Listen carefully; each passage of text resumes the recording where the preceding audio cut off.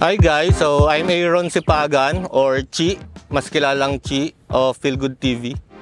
So nagsimula akong off-road, kakapanood kila Sir Jack, yan, kila Bad Boy Sagad from pandemic. Then nakabili ako ng Raptor noong 2021. Yun, nag-try na akong mag-trail. Then from then, na-invite ako ni Sir Jack for overlanding. Kaso for some reason hindi siya natuloy. Nakabili na ako ng mga tent na mga gamit. So ginamit ko na lang siya. Nag-camp kami ng family ko sa Villa Escudero sa Quezon. Then nung nag-camp kami, nakita ko okay naman sa kids, sa mga bata. Masaya sila, na-enjoy nila. So yun, nagtuloy-tuloy na siya. Naging weekly, lumalabas kami. Punta-punta sa ilog, around Rizal. Then yun, tuloy-tuloy na hanggang ngayon, monthly. Sinisikap namin na makalabas at least once a month kasama yung mga bata. Ako po sa umaga, nagnenegosyo, nagbabuy and sell ng sasakyan. Then meron din akong isang office na pinapatakbo. Tapos sa gabi, drummer din ng isang banda. Then pag weekend, yun, hanap ng magagandang spot for camping. Then nagsimula ako for vlogging, yung YouTube account ko, ano lang siya for cover ng mga drum cover ko dapat. Hindi rin makagawa dahil mahihain talaga ako, introvert ako, so medyo nahihiya ako pagdating sa camera. Then, yung nagsimula kami mag-camp, naisip ko na dapat i-document ko para makita ng mga bata paglaki nila, yung mga pinagagawa namin nung habang bata pa sila. Then yun, yung pag-upload ko, naging may mga nanonood, nagkaroon ng mga viewers, nagtuloy-tuloy na. Tinuloy-tuloy ko na yung pag-vlog. So ito yung rig ko na gamit, Ford Ranger siya 2021. Upgrades, talagang nag-focus ako sa upgrade nito sa off-road Kasi nga yun yung una kong talagang nakahiligan pag off-road, pag trail. So palit ako ng bumper, piyak. Piyak siya wrap around paikot. From front, side rails, rock slider hanggang rear bumper, piyak siya. So sa gulong, gamit natin General Tires. So sponsor siya ng YHI. So ano siya, General Grabber X3. Isang mud tire pero tahimik siya on road. Then sa suspension, stock suspension tayo. Nagpalit lang tayo ng coil spring Kings for additional 2-inch lift. Sa bubong meron tayong front runner roof rack, slim. Then naka-mount sa kanya yung LED natin na rigid.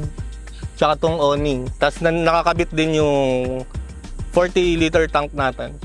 Sa likod, naka-mount naman yung tent natin, rooftop tent from Overland Kings. So, ayan, dyan kami natutulog ng asawa ko tsaka bunso namin. Mga ilaw, puro rigid. Sa harapan, yung pinaka-ano ko dyan, yung steady. So, sa pangilalim, nagkabit tayo ng ARB na UVP para protection natin pag nasa trail tayo. Sa loob, wala naman ako masyadong nilagay sa loob. Yung roof console for additional compartment tsaka lagayan ng comms, ng radio. So itong rig na to, hindi talaga siya naka-specific for overlanding lang. Ginagamit ko rin siya for daily use. So yan yung gamit ko pag naghahanap ng mga sasakyan, pagpapasok sa trabaho, pag meeting, yan din yung gamit ko. So kaya lahat ng mga nakakabit dito sa roof rack natin tsaka sa likod, lahat yan madaling tanggalin.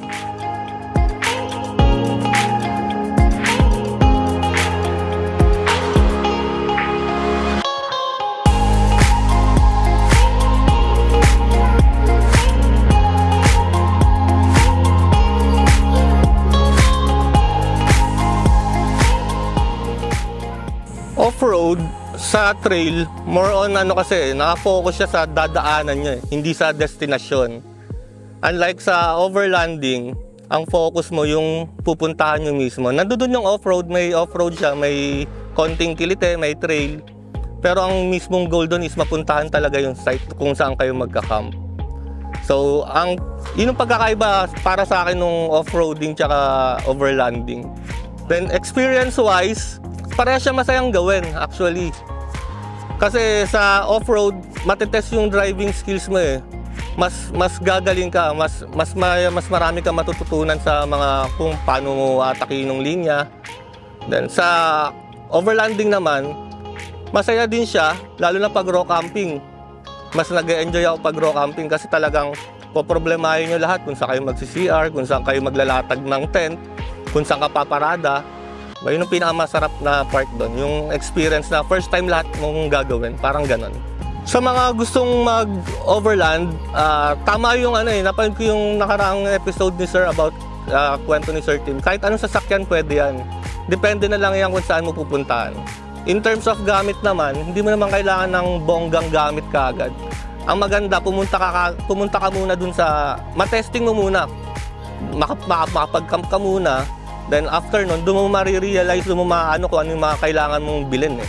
Hindi mo kailangan bumili kaagad ng engranding lamesa, engranding mga utensils. Ako nga gamit namin lahat, gamit sa bahay. Pero ginagamit ko lang siya for camping. Naka-isang box lang siya. Kakarga ko na lang sa sasakyan. Ganun. Pero more nung gamit namin, plato, more on gamit din gamit sa bahay.